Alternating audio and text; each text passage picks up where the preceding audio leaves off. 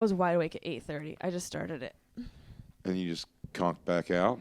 Yeah, I just conked back out. I'm trying to stay on LA time. That's right. I'm trying to like, you know. Yeah, you don't want to wake up at 8. That's what, 5 something. Oh, That's God, too early. 5? What time do you get up in New York? I go to bed on average between 3 and 5 in the morning. Holy fuck. And I wake up average between 10 and 11. That's good. Yeah. That's normal. You're not like oversleeping or I do anything. like 6 hours a night. Yeah. 3? Yeah. Does it take you a while to like decompress? Yeah. It's also just, we have such, I shouldn't speak for everybody, but I just have such little free time of just like enjoying everything you work for, sitting on my couch, watching my TV. Just like chilling whatever. out, doing that, fucking like, nothing. When I get home and my night's over at midnight, I'm like, well, now like it's your free time. Night begins. I'm going to have dinner. I'm going to have, you know what I mean? Like everything kind of starts then. And you're like, well, I'm not going to go to bed before 3 a.m. Yeah. And then so I have like 3 hours just to like, you know, whatever, watch TV shows. What do you do like if you had time off? Like what would be the thing that you want to do? Like just do nothing? Nothing. Yeah, I'm so bad at that. I'm trying to get better at them. I'm trying to get better in my downtime wanting to do things. I feel like we travel so much. Yeah. The idea of being off and then like, let's hop on a plane 2 times. I'm like. Isn't it a nightmare? And also it's like, where do you want to go? Somewhere that's probably far away and the flight sucks. Yeah, and you have to like what. travel for a whole fucking day. Like people don't get that. My idea of downtime or like vacation is home. Sitting at home. Sitting at home and like vegging the fuck out. We do now. A couple of us, like 3 couples, we've done it 2 years now. Get like an hour and a half, 2 hours outside the city, like Poconos cabin, but like a decked out. Like I'm not looking at camp. No, you don't want to. You know what I mean? Like I don't want to camp. Like an RV. No, yeah, we want like a sick ass place in the woods.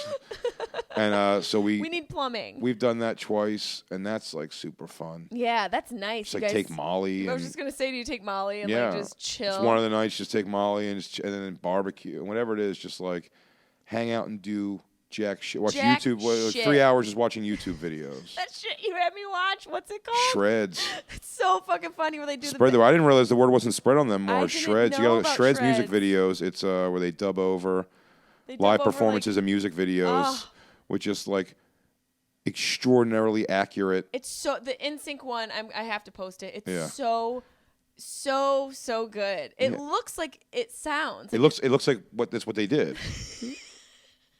It looks like they performed that bad. That's how good they do this thing. What is it like to be on Molly? I've never done Molly. You know what? I don't know if it's because I take Lexapro or what. Several things. We took Molly for the first time ever on my SDR show podcast maybe like 2 years ago. Yeah, on the podcast. On the podcast. That's sort of the thing. Like me and Ralph, my partner, are so like not big drug people. I smoke weed only. Yeah. Really, I've tried coke like 2 lines total once each time I tried it, like 1 line each time I tried it. And both of them after that first line I just did it and went you know like I don't want to find out. This is great. Like I'm good. Like I'm good. It's like it makes me uncomfortable when it's around. I'd almost rather keep it that way. Yeah, seriously. I don't know. I just don't want to get used to where it's like you don't want to get I used still to have that. fans oftentimes like you want a bump of coke and it changes my vibe. I'm just like, oh man, drugs. Like we're doing drugs. Like I thought we were out here smoking a joint together. We're all like just out here hanging out. Yeah, it's like now you're like it's like one guy's just doing like weird. And it just weirds me out. I don't know why, but I'd rather it be that way. But so on the show, we've taken mushrooms before, which I have taken before, but I've done mushrooms maybe 4 times in my life. Not my thing. I just took a little bit, and I don't like the down. There was a weird hangover I had. Yeah, I don't even remember the down from the first time I took them. Same thing with Louis J. Gomez, Dave Smith. Years ago, we came back from a UFC in Philly. We used to call it White Boy Weekend. Or White Boy Day we'd call, but this was the first White Boy Weekend. It's just because of the events that we choose to go to. Right. It's not, all of us aren't white by any stretch in the group, but it was just funny to have like black and Puerto Rican people with us being like, all right, we're on White Boy Weekend. Because we went to a UFC and like not Mayhem or Ozfest, whatever it was called at the time. We'd always like do that thing together. And we came back at the end of that, and my ex-wife and daughter were away. So my place was open. Oh, shit. And we went back, and they were like, oh, you've never done, come on, you got to do mushrooms with us. So I did them. and Lewis was in a different place. Like he was wrapped in a blanket, smiling, staring at nothing. Dave Smith was staring at like light on the walls and like just talking about it. And I was taking phone calls. I watched. Now, it felt like I was being super high. I liked it. But something, and we talked about this the other day on the street, I think, something with drugs, I go into them not wanting to lose control too much. Yes. That I think you can sort of stop it maybe. Yeah, it's to some degree. You have to like, submit to it. So I did mushrooms that time, and like I had a good time. But I felt like I was always in, even when I would see the trees be weird, when I hear Ari Shaffir or whatever talk about it, I don't have like that, like, wow, like look at the trees. Yeah, I don't either. I go, the trees are moving, and then I go, oh, it's the mushrooms. Yeah. That are making it. And then I can kind of go, it's like I could zone in and be like, oh, that's cool, I guess. But like, I feel like at any moment if someone was like, hey Jay, do you have a soda in the fridge? You go, yeah, like second floor. Do you know what I mean? Like I'm not like your feet were on the ground. I'm not doing like that's that way that tree moves, like where everything's connected. Like, I don't have any of that. I don't know. And then I took him. Either. I took him with Ari Shaffir again at Ottawa Blues Fest right before Perfect Circle came on, the band Perfect Circle, which Jesus. is, do you know who they are? Yep. It's the Tools lead singers of the band. Trippy kind of music, and that was just really fun. Me and him had a blast on that. I heard it's better when you're in nature, like in the house and stuff. You don't get the full effect, but like in nature, it's supposed to be a calmer experience. Maybe I don't know. But here's the thing: anything that can go bad. Also, I'm also worried it's going to go bad. So I never want to kind of fall into it. Me too. So, mushroom. And then I took like mushroom pills. It's like I would probably try mushrooms again, like a pill form. Right. But like if it makes sense, it's just like when's the time to do it? Right. Like and also, I don't know. Weed's great. Weed's great. Weed's great. But what was it like with Molly on your podcast? Well, the first time. I would say it was great at first because we just had conversation. I mean, the podcast ended and everyone took it, so there was just like 8 or 9 people, and my buddy Ralph's he's got a great apartment in Manhattan, and just for hours, just like putting on music, talking. Yeah. Christine and me both each telling our life story to 7 people 7 times from beginning to end.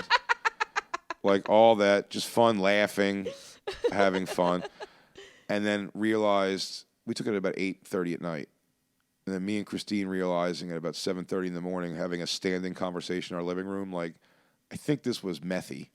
Like, this was like more meth. There's meth in it. And it was like more meth than anything else. And I was like, yeah, we both were like, I don't know, I don't like it. And then everyone kind of said later that, yeah, that seemed more like that's what it was. So then we took it again on the podcast, and that was great. Like, we tested it first and did the whole thing. And took it, and it was like really fun. Just, again, another night, just like long conversation. But just like when we got back to the apartment, like 4 something in the morning, like we were like, yeah, we can get in bed now. Right, went like to you sleep. weren't feeling like you were up and jacked up and all that. There's too many things that can go wrong. Yeah. There's so many things that can go wrong. But then taking it again a few times, it's fun, but I'm just never where everybody else is. Yeah.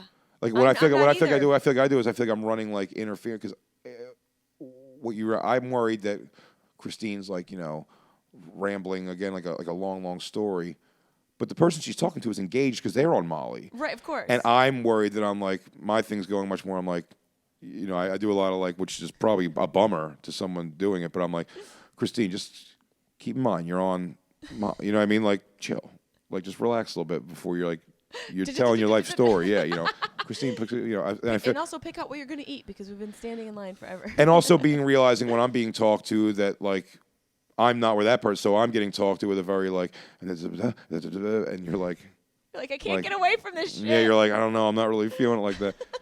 DMT didn't work on me, and I'm starting to wonder, but maybe Lexapro has something to do with that.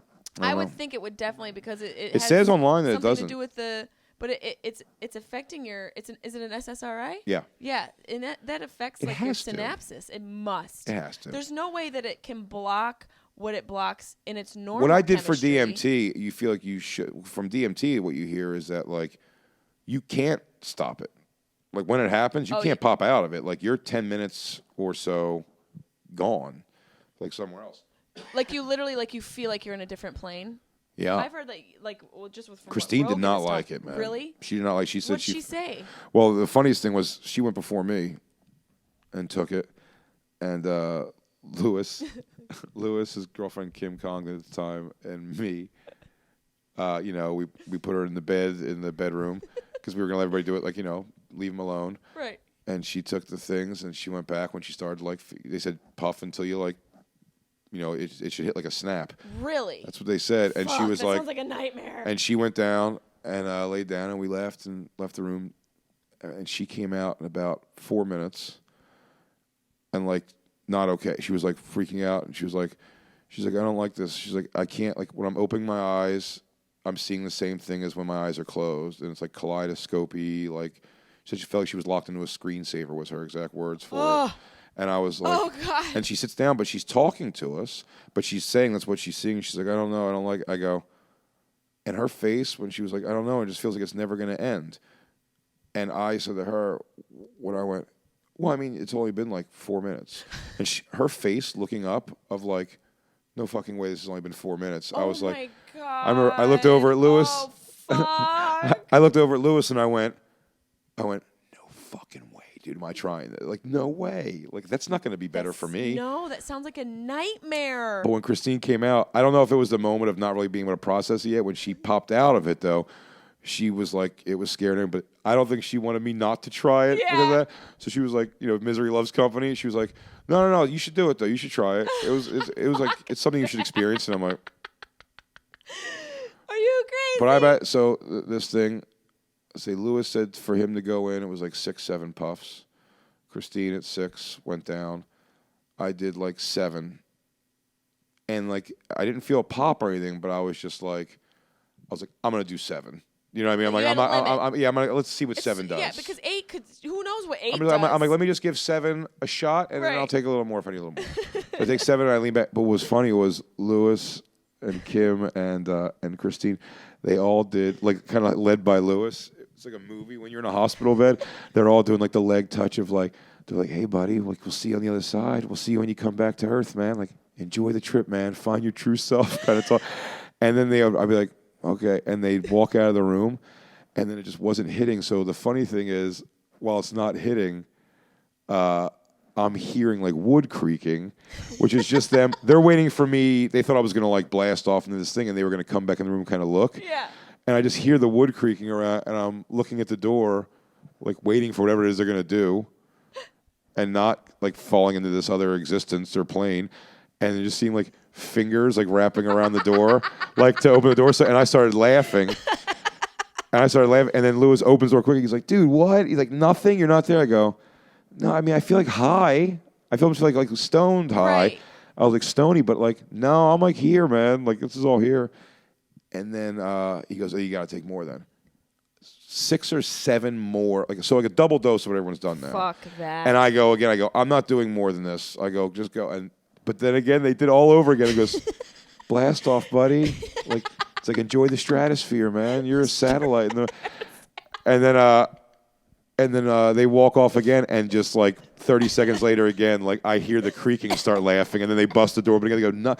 I go, dude, and I got up and I was like, I'm not going to take any more because whatever it is, it's not working. Yeah, that's a lot. And I'm not going to take any more. And then I went out there. The only time it was like funny, we took like that split second of like, wait, is this all? Because they couldn't believe it so much that I was not feeling it. At all. That for a second I went, I mean, unless, is this happening right now? And I just that split second of turning my head to the bed, because I expected in that turn that I was like, wait, am I in the bed? Do you know what I mean? Like, is this like I was going to see myself in the bed? And then I just looked over. But it was such a heartbeat of fear for one beat. You just go, I mean, unless this isn't. I go, yeah, no. I guess like, no. Like this is fine. I'm here. Like, it didn't happen. So I was like, I'll never try it again. I'll never try it again. Why? Christine doesn't like it. I don't want to be shot off into space.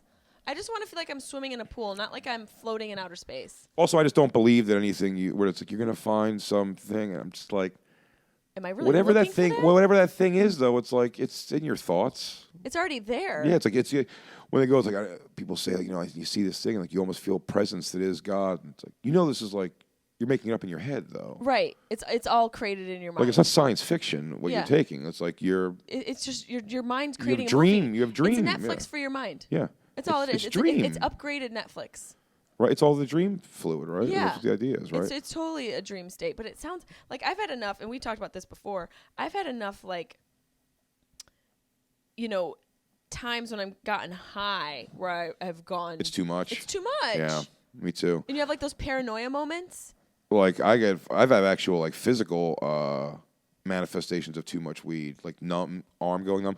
Everything that I'm afraid of would be my problem in life. Manifest. So arm going numb means like having a stroke. You know, of course, in my life, Patrice O'Neill at my age dies from a stroke. Keith Robinson, my mentor, had a stroke. So it's like the things you're afraid of, like it manifests like that. And it just brings up what you're thinking about. You're worried about even, yeah. So I there is definitely like a too much. There's a level of too much weed. There's for me, a level sure. of too much weed for me too, and then also, I miss it a lot. And then I have to like a lot of people don't even realize that like somewhere in the room I'm like talking myself like in between conversations and being funny. I hope there's still a thing inside me going like, dude, your hand's numb because you're a lunatic. You're not having a stroke. Yeah, no, you're just a fucking crazy person. Don't go right lift now. your arms and smile in the mirror like a psycho because everyone's gonna know you're thinking you're having a stroke. But I also think it's funny that people like you and I, which I do believe we're very similar, we watch horror movies all the time. Yeah. That's all I watch. When I come home from shows or just being in my room here at the hotel, I watch horror movies. I've watched 5 since I've been here. Very interesting. I started The Perfection last night. I'm loving it. It's great. I got to just like the hard turn. Oh. And that's where I'm at right now. Oh, yeah, The Perfection with what's her name? Allison Williams. Yep. But what I'm impressed. This is very interesting. I found. I thought of this last night when I was watching it because I was watching that movie. Christine had nodded off. All the lights were out. I had the thing on. I've never lived by myself ever in my life. I went from my mom's house to at 22. 22. I moved out with my ex-wife to New York. Wow. So you've never lived alone? So I went from there, and when I left my ex-wife, like I was living there with us like apart separately for a while. I then moved right in with Christine on an opportunity where it was like the apartment was such a good opportunity. We were like, I mean, do we just look? I guess if it doesn't work out, it doesn't work out. But we should probably take this opportunity, and jumped in there with Christine. So much so that even the few times that Christine's not there, like she goes to L.A. home or something to visit for like a day or two. I've had maybe 3 nights ever in that place alone, and like I sleep with my bedroom door open. Even if I'm trying to keep an air conditioning, I leave the light next to the bed on and I sleep with like cartoon. I would never watch a horror movie by myself at night. Now in my hotel rooms, I watch horror movies all day when I'm by myself. When I'm by myself, no. When I'm by myself on the road during the day, I watch horror movies the whole day. But not at night. Not even exclusively cartoons when I come home from my shows. It's too scary. It'll just I won't sleep. But what do you think? Do you think if there was, it's the weirdest thing. Yeah. If a baby was sleeping next to me that I was watching, I'd watch a horror movie with all the lights out. So it's just the idea of the connection to reality. Yeah. Just having that, I'm kind of. I don't believe. I'm not a spirit person that believes in ghosts or demons or anything like that. You never seen any ghost situations? Nothing where you're like nothing you couldn't explain, maybe. Nothing that I felt that I was just like was any kind of proof positive of anything. But I'm not against I'm not like adamantly arguing against it. Like who knows? But I believe in it enough, I guess, that I still will run up the stairs from any basement that I have to go into.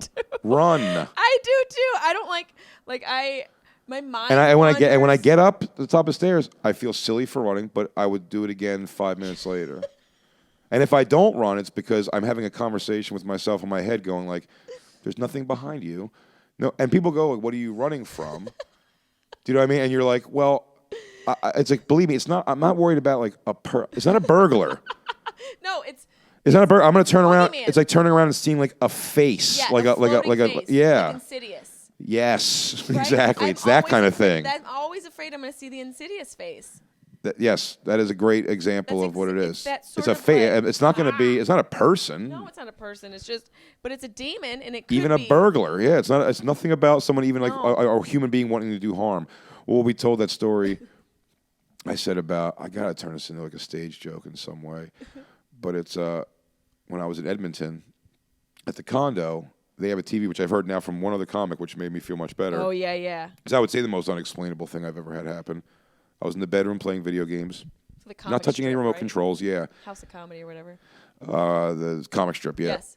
In Edmonton, the condo, the living room TV turned on at like midnight or whatever. I don't know. Maybe it was like a sharp time. It must have been. It's probably on a timer is what they said the problem was. There's a mistake timer. At midnight. Probably some asshole comic that left and thought that'd be funny. But maybe, whatever it is. Who the fuck did that? Full volume, turns on by itself at like midnight or so. And I went out there and turned it off and then did like a sweep of it. I would have been terrified. It was eerie the rest of the night because I was like, I tried to find anything like, if I was holding a remote control and it happened, I would have been like, oh, like, Maybe there's some bouncing of just like TV to the mirror to the whatever. Not even, there was just no way it could have turned on. So it freaked me out the rest of the night. And I took a butcher knife and put it next to the bed. And my friend Rob May, when I told my story, I go, dude, the freakiest thing happened. I go, so now I have this butcher knife next to the bed. He goes, what's a butcher knife going to do for like a demon or a ghost? And I'm like, why didn't pack a proton pack, dude? I was like, so I'm going to take my swipe. I'm not going barehanded. I'm going to take a swipe with the knife. I don't have a shaman with me that can yell some sort of like indigenous language into the air. Yeah, is it at least the dagger of Ashante? Like something that's some kind of weird thing I had to go through a ritual for? I'm like, no, man, it's just I think it's a Corningware. Yeah, I think it's a Corningware or maybe a cuisine. It's a cuisine knife. Cuisinart. No, it's a Gordon Ramsay. Gordon Ramsay edition. How many years have you now been for here? demons? This festival? Yeah. I feel like you're this like has to king be at like this my festival. 8th time or something. Like it has to be my 8th time or so since like 2006. What's your favorite part about the Just for Laughs? The comics. Yeah, hanging Seeing out the like summer comics. camp shit. Absolutely. I mean, we've been getting high every day. Yeah, and hanging out. I Yeah. see you very rarely and Yeah, stuff, I so it's know. cool to and the Nasty Show also does a cool thing with bringing us in that. It sucks for such a long trip, obviously. We all don't want to be gone that long. But that first week, like when it's just you and that core of comics, like everyone does just kind of reconnect and hang and bullshit. like, And so I make and new. talk We've shit. met CP, who's an awesome Yeah, dude. CP's great. We've enjoyed him. You and Bonnie have become like buddies, like Yeah. which is awesome. So it's like that's a great thing. It is a great thing, and just to be able to have like real conversations. Pete Corielli, I was talking to yesterday. He moved away from New York City. He's like upstate near Buffalo. He is? Yeah, I'm he from has Syracuse. He has a family and a kid and stuff, so he wanted to move up there. And he was like, just outside, he keeps apologizing. When I'm like, dude, don't apologize. He's like, sorry, man, I never get to really talk shop with comics anymore. He's dying to talk. yeah, I'm like, dude, let's go, man, bring it up. That's what this is for. But it is that. So it's like that friendship thing, and then but any gig, you're ready to go home by the end. When it gets to industry shows up. And the chaoticness of that, like it's fun. We've kind of found our back corner of that Hyatt party. Right. We go around the corner. I didn't know how deep that thing goes. It's That balcony goes all the way around. It goes all the way. So everyone just kind of clambers by the door, and we squeeze through all that, and then you go out back, and it's just like you bring 5 people over there that like you just want to bullshit with And have an actual conversation with. Spark a J. And then the people will wander over, the industry people, I'm sure. But it is just that. It's like also having the like fake pretend you know everybody that you don't remember at all. Or just like I don't like the fake conversation. I'm not good with small talk. Me either. Like I either talk to you because I know you and there's some sort of like a past or something, or there's a genuine interest. I don't like the is the weather. It just oh I my can't god! do it. Can you believe how humid it's been up here? And you're like, it's like I'm gonna go to my room. Really fucking humid though. It's been really fucking humid. It's been brutal. Do you you and Patrice were very very close. You and Patrice. I think so. Yeah, I think in the limited amount of years I guess I had with him, but like I just thought his. I mean, what did you like? It's not a bold statement to say. I just thought his comedy. Like I was like watching his process and what he did, and he was such a mentor and just talking about exactly what he said, those conversations. Like he was just a guy, whether it be on the phone. We were both on the road, like when I was just starting to get on the road, and he would laugh at me for my light audiences and everything. But he's just like a guy. He was just great, and I just like talking shit with him about comedy. We both had very similar opinions about comedy and people in comedy, and like you always need like a confidant to shit talk all comedy with. You know what I mean? So and so just got I think that is healthy. It used to be a thing where you're like you shouldn't. You gotta shit talk with your friends. You gotta have. You have to have 5 comics in your life, like 4, a group of 5. Where it's just something where you can go, hey, like if I gotta follow so and so one more time doing this bullshit, whatever thing, You need that. You do. It's like that with any industry, though. I think you have like your local where you just. And that's what also these festivals do that I like to think that Patrice did with his barbecues, and I've done with mine. What were Patrice's barbecues? Oh, he just had barbecues on like the barbecue holidays at his house in Jersey City when he got his new place. And it's a humanizing. It's everyone stops being hierarchy of comics for a while, and just starts being people who are talking. Because there's 5-year comics who are in their 30s. Do you know what I mean? Yep. There's 20-year comics. I'm 20 years comic, and I'm 41. You know, it's not old. You know what I mean? I'm not like a. You're not. But I've been doing it forever, and there's just people who've been doing it for 2 years who I just like. You know what I mean? And when they kind of find their way in to have some reason to be invited to a friend of a friend or whatever, and they come, and I think it's just a cool way to like meet. And I think the festival does that too. It's like the shows are just kind of like the in between of the hang. It is. You're like, I gotta go fucking do a goddamn interview for radio, whatever it is, something. Local sports radio. Press. They do a lot of press. Yeah, so I got to go do Netflix radio now or something. But I just want to, You're doing Bonfire out here too, right? Yeah. But you know what I mean? So it's like the shows just seem to be in the way of like having fun and hanging out, and it's just like you're literally just like looking for people. Like, where are you at now? Everyone, Soder did his show yesterday at 9:00. It was 9 to 10. He was back in my room at like 10:40. That's like. Were you guys spooning? Meeting and greeting and whatever. No, just like dicking around, smoking pot or whatever. Like, it's just like, everyone's like, I gotta get this. And it's like a headline show at the festival. And everyone's still like, he's like, all right, I gotta go. The Nasty Show, it's like, all right, we gotta go make like 1,100 people laugh. And then afterwards we're gonna go to that diner. And then we're gonna eat? Yeah. And bullshit more because you're like, let me just go tell my dumb jokes, get the fuck out of here. Our theaters is packed though. It's great. Our shows are sold out. This is your first time doing a Nasty Show? This is my first time, yeah. It's awesome. It's an awesome gig. Second time being at the festival. The first time I just did like a couple TV tapings and ran around with all the parties and everything. That's great though. You didn't have to go. That crushes the souls of so many comics that if you didn't do New Faces, and it's like I don't care. I'm didn't not one of these matter. people get hung up because. Well, there's no reason to worry. Like Schultz never did New Faces. Right, and other shit will come. I did New Faces. It was worthless. Like Was it? Didn't do almost What year anything was for my that? career. I want to say like 2000. Let's see when Isabel was born. You're doing real bad. I'd be probably. I'd say 2005 maybe. It didn't change anything for good or bad? I came up here with a manager. It wasn't right for me anyway.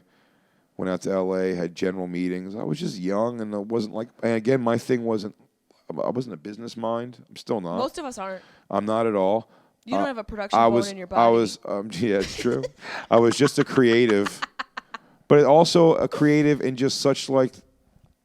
it's been called lazy before, but there's not a laziness in wanting to do what I want to do. Like no, there's nothing lazy. I didn't have 4 scripts that I wrote or 11 show ideas or any of this. When these people would meet me, they go, "What do you want to do?" I go, "I just like going on stage and like talking telling shit. about the time my mom said she saw my dick or whatever." It's like it's whatever it is. Can I just do that? Yeah, it's like so. What are your TV show ideas? And then you start going like, I guess.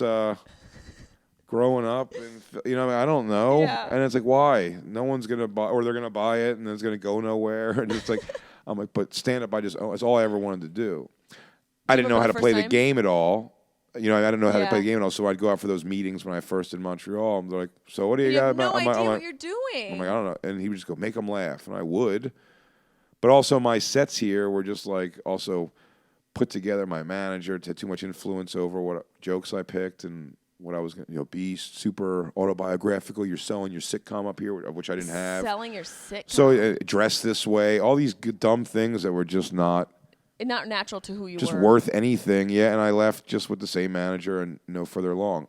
A few years later, when Robbie Prawl took over the festival, who's now at Netflix, who's I love Robbie. Dear friend. I've been friends with Robbie for a long time now, and I love him. And he's always been good to me because his first year booking the festival, he said his 2 wild cards he brought in for Nasty Show were me and because I auditioned again for Nasty Show. I didn't just get pulled back from New Faces. I almost feel like they didn't even remember I was at New Faces, which is fine. And I auditioned for Nasty Show. I got Nasty Show, and the 2 people he took the shot on that year for Nasty Show. Sounds weird to say, putting us in the same class because he closed it, and it was me and Patrice, and Robbie's always had this kind of like that thing with me and Patrice. He was like, so he's always been good to me. Yeah. Robbie, he would tell you that they made that Degenerates show on Netflix because he wanted to get me on Netflix. I believe it. Because he said they wouldn't put me on stand-ups I would because believe it was that. too dirty. So they were like, let's make a dirty one.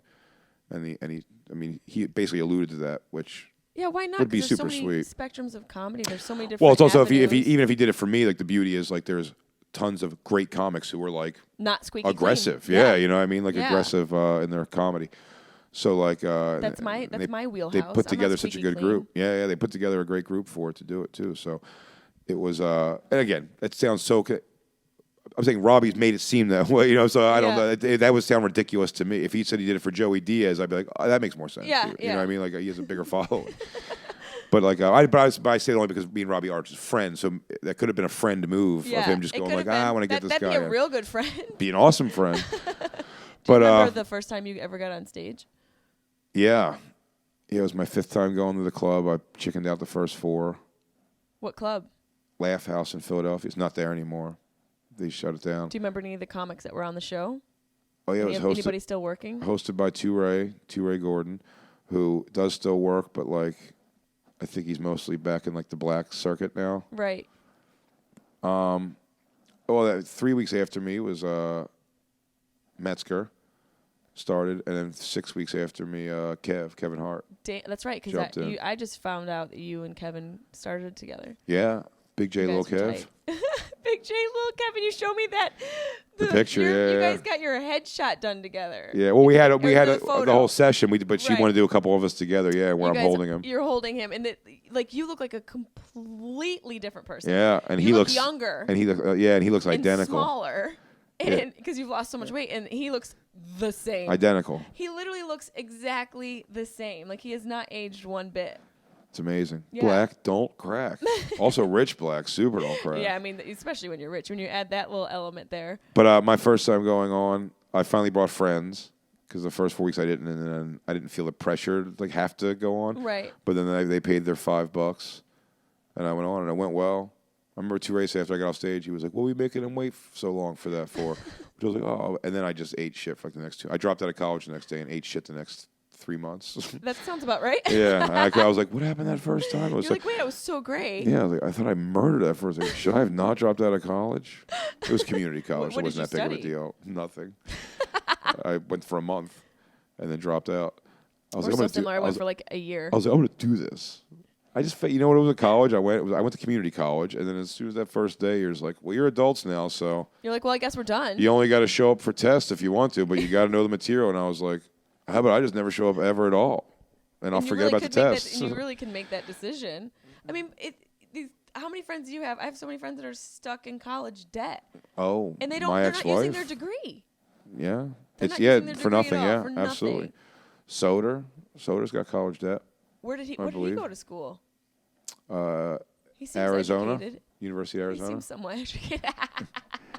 But yeah, no, plenty of friends of mine, are still like having college debt problems, and it's like so fucked. I'm happy I don't have that. I'm Me happy I just gave too. it a shot and went for it. I did too. I was just like, fuck this. I got the hell out of my town when I was 19 and just try to figure it out. Yeah, that's what I said when I was 20. I started when I was 19 doing comedy, and then 22 after 9/11. Man, it was making that trip just a nightmare. Nightmare. The travel was a nightmare. Because they'd open up like for like months and months. It was like one lane in and out of the city. From Philly to the city? We were driving back and forth Wow. like 6 days a week. Me, Kev, and Keith. And then maybe by that point, because Kev never moved to New York. He went right to L.A. He got Montreal and went to L.A. and did like a Judd Apatow pilot. Like right away. And then came back to Philly and then moved to L.A. And then after 9/11 happened, it was me and Keith together at Robinson for a while, going back and forth, and it was just like grueling. From being like an hour and a half, and in traffic even. We had fucked up traffic. Let's say 2.5 hours tops to get up there, which was a day where you were like, man, what the fuck? Usually about an hour and a half to 2 hours, and getting home an hour and a half because we'd go home at 2, 3 in the morning. That's when the cellar ran. And you're getting home on when the the sun's weekdays. rising, pretty much. It's so late. Ultimately, it was nuts, but we were young enough that we didn't even overthink that. We're like, you're whatever. Just doing, you're on the grind. Yeah, we're like, we're not just even doing it. thinking about it. And then 9/11 made it like like 4.5 hours to get up and like 3 something to get You'd home. still do that during that traffic. Yeah, it was brutal. And then my ex-wife got her student loans for law school. She was going to go in the city to law school. And I was just working the black circuit, making some money, and we just had enough to like get into an apartment with Kurt Metzger and his girlfriend at the time. And I just moved up. Those black circuits, just went for it. They paid well. I remember when they paid all right. They paid for where you were at, you know. You know what? The few times, again, it's funny. Half of them you were getting ripped off by. You didn't realize, but it was better money. Realize it. Well, they were smart though because they didn't realize you were getting much better money than you would anywhere They else. knew a mainstream club at that point was maybe paying you somewhere between $15 and $20 at that time when I first started for weekdays. Yep. $15, $20, maybe $25 maybe was the cellar, and then the cellar had spots like the last 10 comics got paid in food. It was called a food spot. I remember I did this for a long time. When you're broke, you're like, all right. When Eddie If told me that when I was less than a year into comedy and he came and did the Black Comedy Club I started at in Philly. Eddie If did it? Yeah. I can't imagine that. Very weird. But he was just telling me about New York. And man, like it just sounded so, he was like, yeah, I do $25 at Dangerfield, so you do a half hour, and then I'll do, whatever, some other club, right? Like $15, do the circuit in the city. And you're like, wow, so he's already got like $60 tonight. And then he goes, and then I go to the Comedy Cellar and you do a spot after midnight. You get, you get food for free, and I'm like, wow, that's like these guys surviving off of it. It sounded so romantic, and it's such a cool thing. And then you realize it's them getting out of paying you. You give them free food anyway, you fucking assholes. I know, give us fucking free food. Yeah, give us free food and pay us, dick. But so much of that is like fucking food. Food getting paid. I got paid in hot dogs once in a show in Queens. Yeah. It was a bar room. Just come through for free hot dogs. I took 6. I took extra. I did good. I was just hungry. I did really good.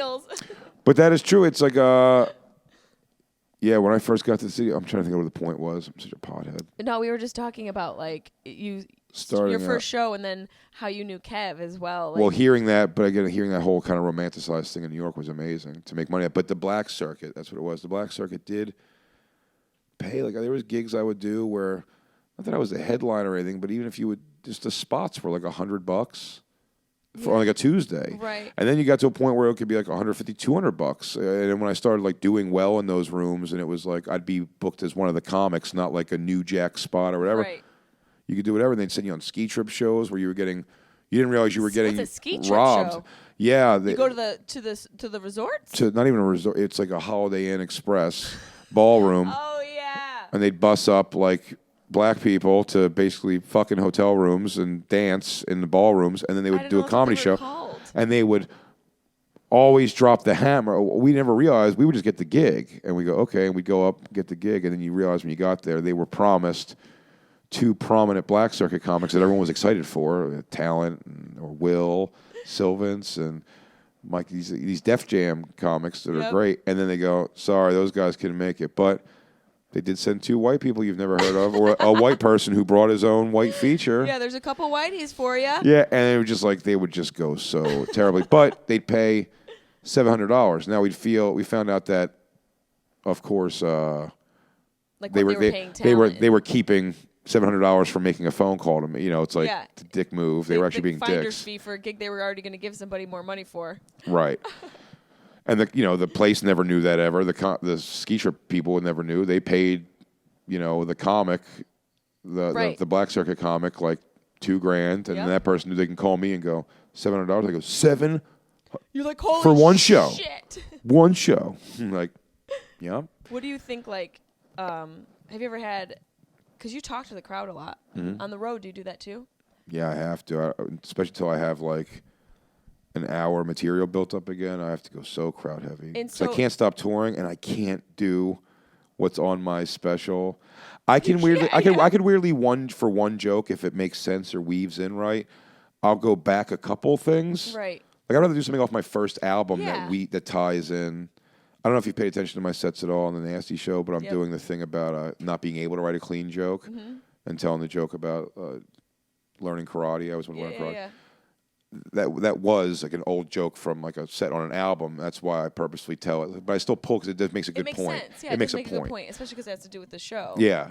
So like So I'd rather do that, but I can't do anything from like Netflix, like the last thing, because I No. feel like that's what probably drove most people to come see me on my, on headlining weekends.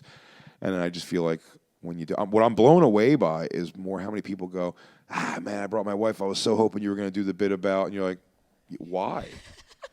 Like if I went to see a comic and like they were just do an hour of the special I just saw, I'd be like, this is insane. You'd be like, what the hell? Like this is absolutely crazy. Yeah.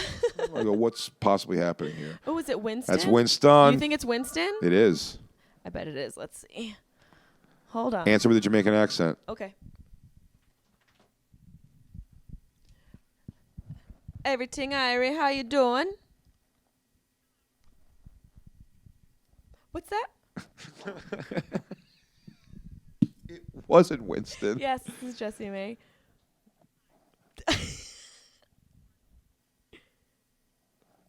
Yes.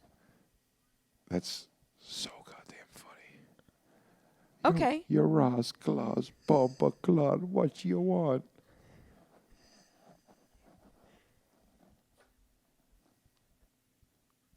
Yeah, yeah. It's intense. Yeah, I've been here for like a week.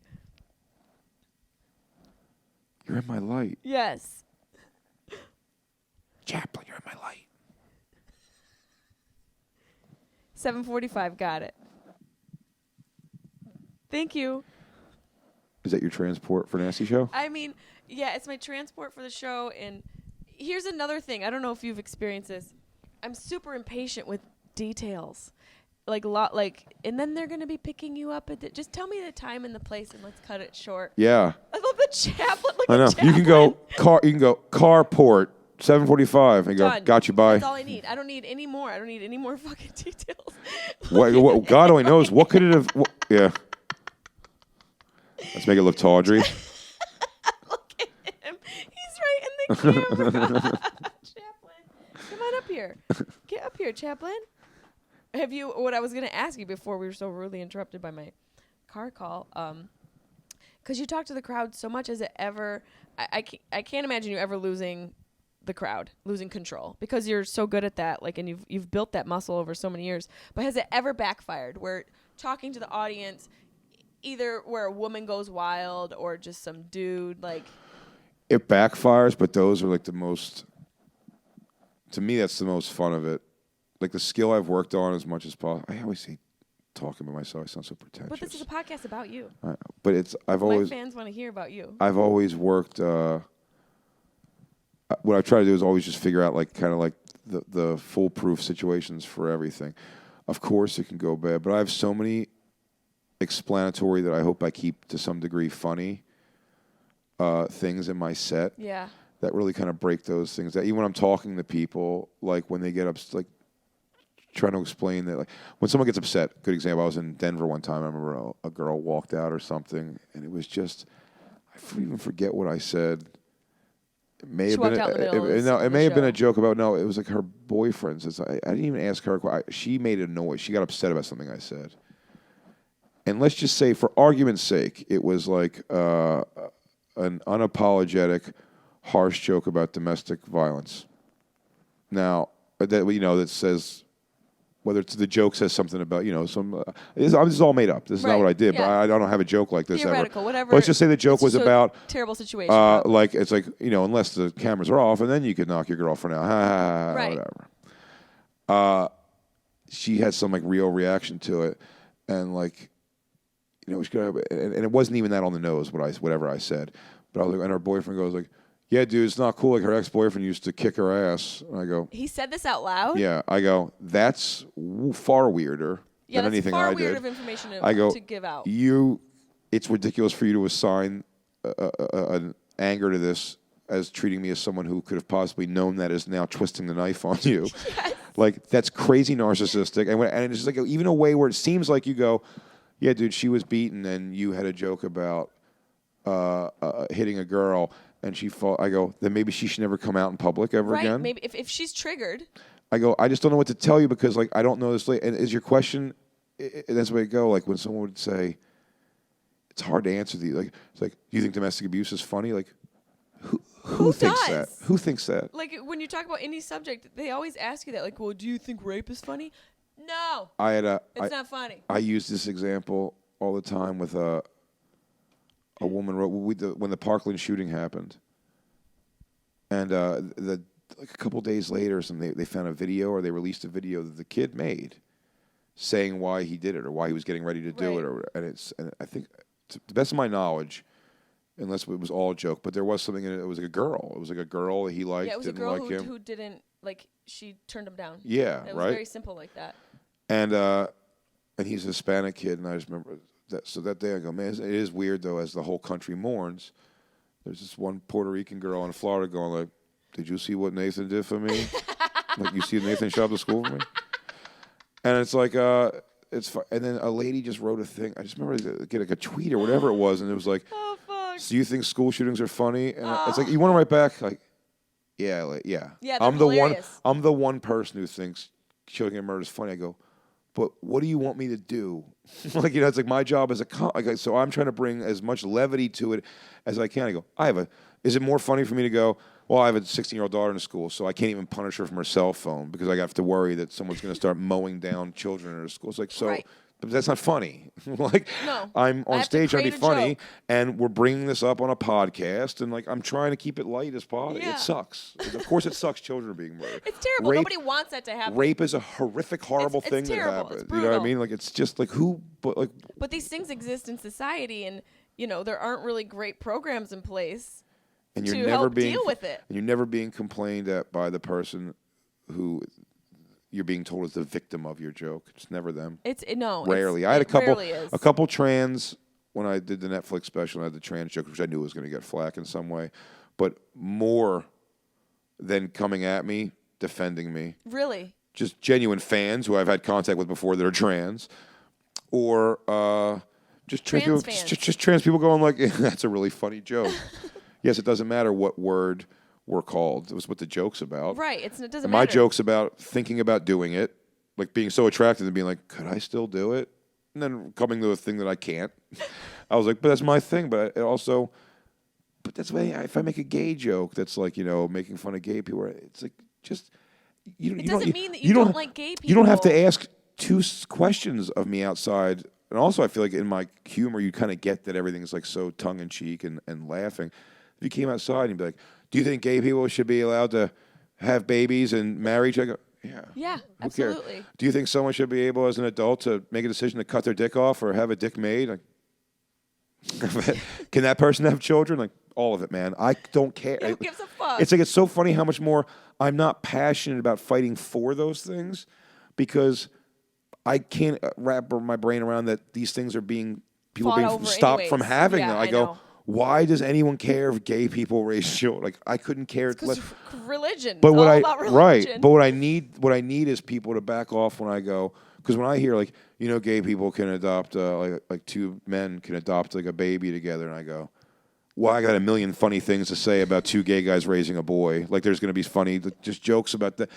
And it's like, should it be okay for that to happen? Like, do I need to disclaimer everything with like, I know. I think everyone should. What comedians are having to do outside now. of murder or hurting somebody else intentionally, right. You should be able to do whatever you want to do. Especially in this career. That's the whole point. And it's not our job to consider other people's sensitivities because everyone's going to have a sensitivity. Bill Cosby, and to a lesser extent, Vince Champ. I did a Bill Cosby fucking. I was yelled at and booed. Even and it was a whole black audience too. It was all like minorities and stuff. It was at like Hip Hop Squares, and it wasn't even that bad. Like it was. I think I told you about this last night. I was doing Hip Hop Squares. Ray J was sitting next to me. He left his drink and went down to go mess with somebody in the audience. And D. Ray goes, "Oh, don't leave your drink around Jessimae." And I was like, "Why? You think I'm gonna Bill Cosby him?" And everyone was like, "Whoa!" That's just dumb. Like people sticking behind something. It's moronic. You're defending this dude who like put women to sleep and raped them. Come on. It's just insane to get behind that person. Yeah, there's so many other amazing But you should be. black But you should icons. make a joke. If you make a joke that like, oh, I love Bill Cosby. Why? What? Did I miss something? No, they brought Cosby Show back on TV. What do you guys know? What's wrong with you? Like, that's funny to do it. And I was like, of course he's a piece of shit. But what I was going to say was Bill Cosby fucked comics in such a bigger way than I realized. And I said to a lesser extent, Vince Champ, who was a comic who is in jail, maybe still, for What like. happened with Vince Champ? He was a college comic, and God, I hope I'm getting the name right. I'm pretty sure I am. Vince Champ? I think I am. Vince Champ was a comic who. I'm gonna look it up on my phone and make sure I'm saying this right, because God forbid Google I'm it. saying the wrong Google name. it. But I'm I was almost gonna certain. grab my phone, but we're recording with it. But it's He got in trouble for some shit? yeah, for sure. Like Cosby kind of trouble? I mean, he must be if he's in jail. Shit. He must be like in trouble. Well, Vince Champ, if it's the right name. I've never heard of that name. Yes, okay, good. Former American comedian, convicted rapist. Right there on Wikipedia. So he would go. He was a college comic. I wonder if this is a kid. I wonder if one of my friends was talking about this guy. Okay. He was a college comic. And he would go around the colleges, and he would do like those block colleges where you go like 20 minutes, 40 minutes away from each other. And what he'd do is he'd do the college, he'd figure out the girl, and then he'd go to the next college, and then we'd get done the show at that college, he would go back to that other college and rape the girl, and he would just kind of like hook and ladder way through. And they found out it was him, I guess, ultimately, and he got arrested for it. And then Bill Cosby's big thing, you're just like, it sucks, man, that it existed in the world of comedy, these real things. Because when you go, well, when do you know someone's not joking? Now, the argument for it is you go, well, if people are joking about it, they're probably not doing it. Yeah. Like the people that are making the jokes probably are. It's like the reason I would make a joke where you go, well, blah, blah, blah. And then, of course, you rape them. And the reason I would expect people to laugh because I think you would look at me and go, I don't really mean that. I'm not clearly not going to rape someone. But Cosby had that Spanish fly joke from the 60s. Right. He did have that joke. Kind of like, Very weird. Very weird. But I'm just saying, even if like he was so critical about being like in society, he was so judgmental of black people, being hip hop and whatever, and all that kind of thing. Co-stars. And he's like a fucking garbage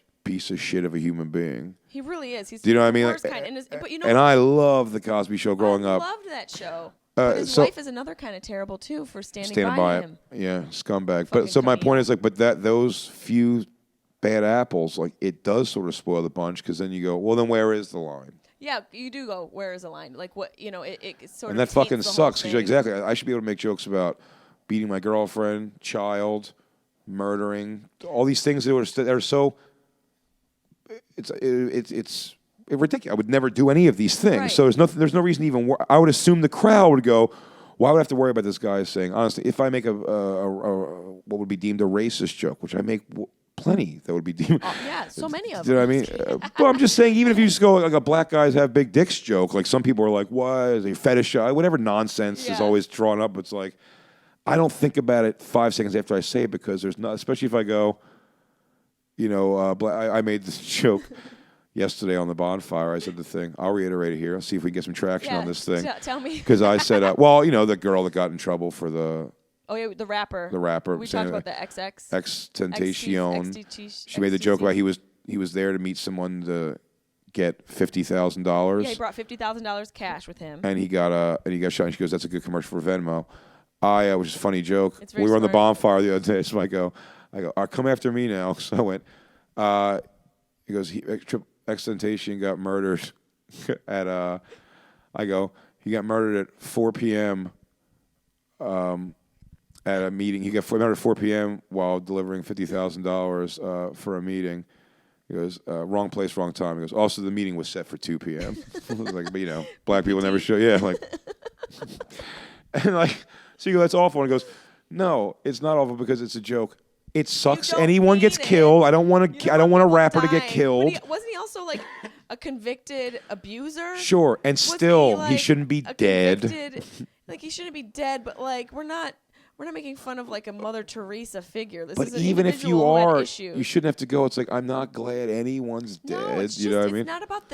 It's not about the actual person. It's about the subject matter surrounding these people that is being joked about, that needs to be joked about because it's a reflective, and also therapeutic way of dealing with it. I think the anger, and maybe I have this wrong. I haven't been able to see the set, but I think someone says she says, I hope I'm not getting this wrong because this is the funniest thing to me.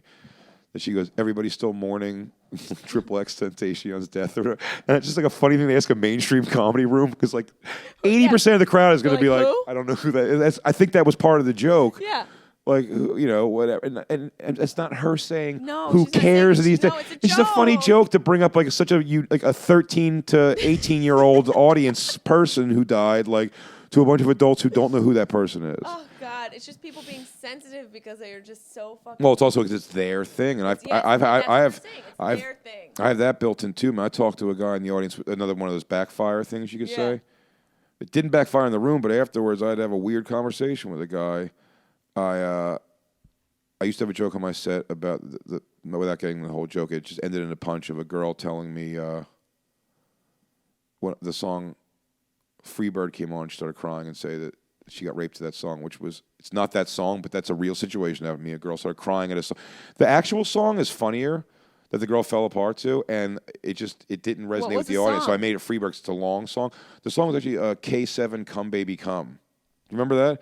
Come baby, come baby, baby, come. I was like, and when she told me that, when a girl told me that sad story that she was like attacked and like sexually assaulted to that song in a club bathroom, you have to bite your lip a little bit not to look at you go, that's horrible. But here's the thing, there's so many factors there. I'm looking at her, she's fine. She's falling apart over it, but I'm saying she's a person, she's escaped the situation. I'm not laughing at someone who's being currently tortured, and I didn't laugh at all. But there is a thing as a comic's mind when you go, that song's on, and I go, why are you crying? And she goes, I was sexually, and you go, like, come on, man. You're like come baby, come. It's like if it was like a sadder song, you go, it's like, man, God, that cinematic, fucking sucks. Like you're hearing the song and you're going like, of all songs, it's a funny one. But that's the same. The last time I heard that song, I was getting raped. It's the same. It's the same thought process though as when people have like a fighting scene in a movie that they want to make funny. You put like a hilarious song to it. Yeah. It doesn't go with fighting. No, it doesn't go with fighting at all. But that's a ridiculous song. I can't. No, it's ridiculous. So I made the joke about Freebird, and then I said, and I got raped to. I go, it bummed me out. It reminded me. I started crying because I remember I was in jail, holding cell, and got raped to Rapper's Delight because so many verses. And then then the point is about that joke catching any flack. That joke had got flack before, but it wasn't even about that joke. It was when I was talking to a guy in the audience. This guy had a gorgeous girlfriend, gorgeous, and he was a cool-looking dude. Yeah. Like a very cool-looking guy, and he had a good-looking guy. Big, like stocky, like muscly guy. Right. And he had a big scar down his cheek to the corner of his mouth. Jesus. And I remember I go, what's that scar? That thing is gnarly. He goes, one of his buddies goes, he actually had a motorcycle accident, no helmet, went off the front of the motorcycle, slid down the road. And I go, 1, your surgeon's fantastic. 2, you're still gorgeous and now have a badass. He goes, and his girlfriend was so hot. He was like, this is how I go, man, I would, and I even tell myself, I would shut down over that scar, man. Like, I would be like, well, I'm a hideous monster. I'll never get laid. I'll never get laid again. And I know girls will like me, and I'm a piece. And anyway, I talked to him about the scar, came up, we had a joke. It was fun. He didn't have a problem with it. It was fun. One of his buddies. Oh, God, here we go. Comes up after the show. And this isn't like a fight or anything. It was a stupid comment. He goes, oh, man. He goes, you're fucking hilarious, man. He goes, although, he goes, it got a little not cool there. He goes, I don't like you talking about my boys, like, Scar. That's kind of actually fucked up. I go, yeah, was it? I go, did you like that rape joke thing at the end? He goes, dude, that was so funny. And I went, is it because no one at your table got raped? Yeah. I go, just that's what before that is, you though. talk, man, have a perspective that, like, maybe this is my thing that I have a problem with. And I goes, and I'm going to check out on that. And also, maybe have the presence of mind and not go, I don't think this person's Satan incarnate because they're doing a joke about it. Like, it's just a little touchy for me. If my mom died yesterday and I heard a dead mom joke, like who gives a fuck mom joke, like today, I might not like it. But I'm not going to go, trigger you a little. Who said it? I'm right. I would just go, it's like, ooh. I'm like, can't listen to this one right now. You know what I mean? That's and your like, responsibility to and dip remove off. yourself. I would talk to that comic or walk back in the room 5 minutes later and be like an adult. And go, okay. Or honestly, myself, one, I probably wouldn't be in the audience of a comedy club after my mom died 2 days later. Probably wouldn't and just, you know what I'm saying? All the situations that performing. you can justify those reactions even are you're like, what are you doing at a comedy club? Yeah, do you know what I mean? If you're not healed. If the word rape shuts you off, just steer clear. I had that happen to me when I was doing shows. It can happen because it could happen. I was in Detroit, and I have a set about rape because I was raped, and I've turned it into jokes. And afterwards, these 2 girls got me off stage, and they're like, we need to talk to you. We need to give you our opinion about your rape jokes. And I was like, okay. And she told me how insensitive they were and how it's promoting rape culture and all these language. Do you say that it happened to you? No. On stage? Nope. I love that. I love that. That's what a back pocket thing for people to come up to you to start that shit. Just and they didn't have any idea of the origin of it. And I go, well, let me ask you a question.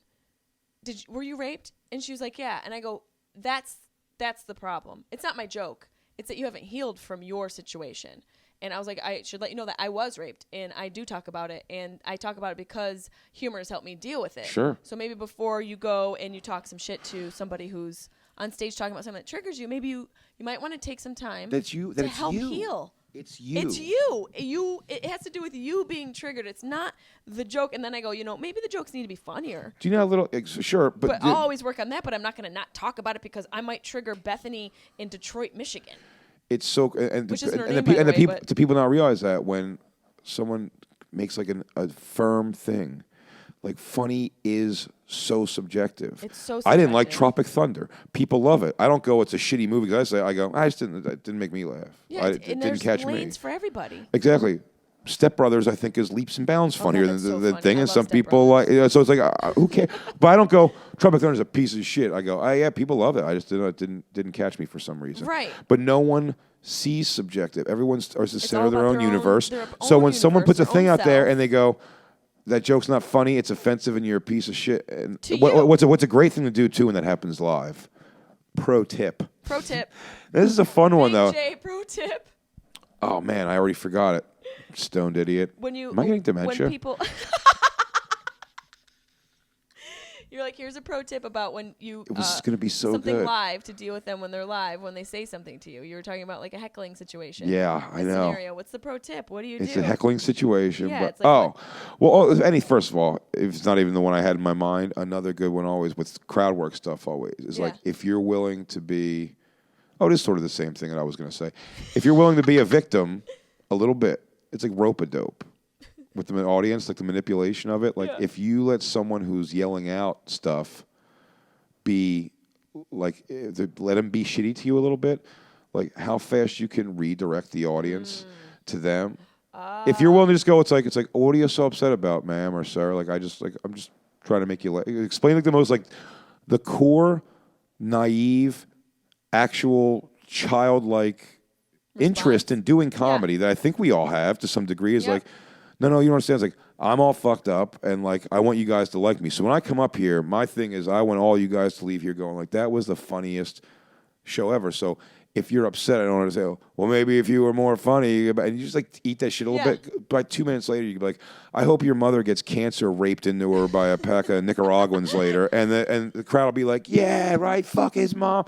Because it's just turning them to realize like how shitty they're being. Right, and they're showing their true color by talking shit about you. But also they're like wounded babies. But the other fun pro tip is getting the audience on your side by actually telling them what's happening when someone does that. Yeah. Especially here's the thing: Breaking down the psychology. If you're bombing and a guy starts heckling, like you're a little lost on this. But for the most part, a heckler comes out, and at this point too, we have our crowds. You know what I mean? Like the people show up, a majority show up for us. So if you have your crowd and you're talking, and someone's like, it's just not funny. Well, you suck. Like tell a joke that's funny, and you're doing even moderately well with the audience, informing the audience. You go, this guy's saying you are wrong. Like he's calling all of us pieces of shit. Right, for laughing. Like you're enjoying it. You're having when people are like, I'm having a great time. You go, they're saying that you're wrong. That's like a really great way to deal with it. You like this joke, so you are a piece of whatever he thinks of me that he's saying. He also thinks of you for enjoying it because he believes he's right. Yeah, he believes like he's saying that he's saying you. This is not funny. Yep. It's bad. And they fucking and the crowd will very quickly be like, yeah, what the fuck's that supposed to mean? Fuck this guy. Yeah. That's a dead mom joke, but my mom's dead. I'm not fucking mad about it. Fine. I'm not offended. What's your fucking problem? Yeah, why are you saying I'm an asshole? You saying I don't love my mom? Like, you just get people when they start people, they feel like they're being attacked, and not just you on stage. You're like, yeah, this person hates you for liking what I just said. And I was up here just killing Yeah, it. can all these people be wrong? I know Just that lady is right. Your opinion represents this whole room's opinion. But it's just even asking them that, you're like, so what are you saying about the rest of the crowd? Because like everyone's laughed at it. Like you're upset. Like. Is it maybe you? But they never. And I've also learned to stop wasting my time after a show. That's why I said I wait to go out and then go out like 15, 20 minutes after the show. When and real meet fans fans want to come in. around. Because I've had a person, I'll never forget that, man. In What, Seattle like or whatever, creepy? Washington. Not like, I guess sort of, but just like a lady wait in line in a meet and greet line. One of those places doesn't organize meet and greet. Yeah. To wait like a half hour in line Wow. to get up to me, and I'm ready to shake hands and do like the human being that I am. I'm like, thank you so much for coming out. It's so cool for you to be here. For her to go, I think you're a funny guy. Oh God. But like, I already want to set her on fire. the subjects, like, can you just do any? Is it all dirty? And it's all I go. I don't even know. I'm like, was this one all dirty? I asked, yeah, it can be. I'm dirty for sure. I'm a dirty comic. She goes, there's just so many, they just legalized marijuana here, and they got this, and the politics going, like, so many other subjects. And I go, right, but, she was the last lady I've ever tried to have a conversation with after a show, and because I go, you're not going, because I go, miss, just so you know, I flew out here on the same plane as him. Like, Gary Goldman is at Tacoma Comedy Club, pretty squeaky clean, fucking brilliant, so funny. And just like probably like more like what you're looking for, because like if you think I'm funny, like he's definitely got like edge of funny. Yes. It's not like pussy shit. I was like, but it's clean and he's world class. Joke where she goes, but I like coming to this club, and it's just like 5 minutes of a thing, just going like, because she seemed like a put together lady. You know what I mean? Pays bills, Put whatever. together looks good, but there's always something. But I'm not even saying like pretty. I don't even remember she was pretty. She was like a little older. But she was just like put together like a woman who seemed like she just had her shit together. It wasn't like a wingnut coming up to me saying like, well, yeah, a crazy like protester lady. She goes, I like coming to this club, and I don't know, and I go, miss, but you just waited in line for a half hour. You're the first person who said something negative, and it's just like, and these people wonder why they're not happy. It's like you're asking me. It's like, do you realize that you're asking me to change the complete thing it is that I do, the lane that I'm in, doing what I do? To change that for you, like you, miss you, whatever your name is. Your idea should be the epicenter of everything I talk about. She it's crazy. And she just like they can't. They almost say yes. Crazy. They almost say some version of yes to that. Like, no, it's just that you go. It's like no, it's exactly what you're asking That's for. What you're asking for, 100%. And if I came, but you don't understand, miss, that if I came at it for you and I was like, being married's a card, huh? Like, how are you and your wife going to figure out what to watch on TV? There's like 3,000 channels. I go, whatever the nonsense it is she wants to hear. Whatever the comfortable stuff is that you need, I go, you can handle. Let's say the 50 out of 200 people that were there, or 50 out of, let's say 50 out of 150 people that were there for that show, that are there to see me, those 50 people are going to be like, what the fuck is happening? Yeah. Like, this isn't, like, we come here to watch him fuck with the audience and say his dirty jokes and, say whatever. Yeah, we're not here for the squeaky clean. We're here for Big J. We're not here for, like, our squeaky clean church comedy. Like, what is this lady This went so fast. I have to go because I have a meeting tell for food. these people where they can fucking find you. At Big Jay Oakerson on all social media. Legion of Skanks podcast on GasDigitalNetwork.com. 8 latest episodes, always free. At Gas Digital Network is the most offensive podcast on earth. That's how we label it. So no one could ever come. Whenever they come to us, they go, how could you? He goes, we said it's the most offensive podcast on earth. Did you hear the tagline? You did say that. Bonfires on Sirius Satellite Radio.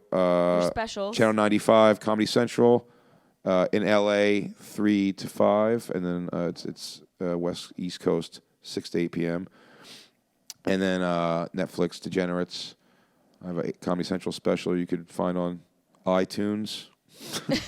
Comedy Central likes to bury all of your stuff. Jesus. And I love talking to you. It's been so fun being here with you this week. You're my long lost brother. Oh yeah. I need to get high and watch some more movies with you. Oh yeah. Bye. Bye. Sharp Tongue Podcast. Beep beep beep.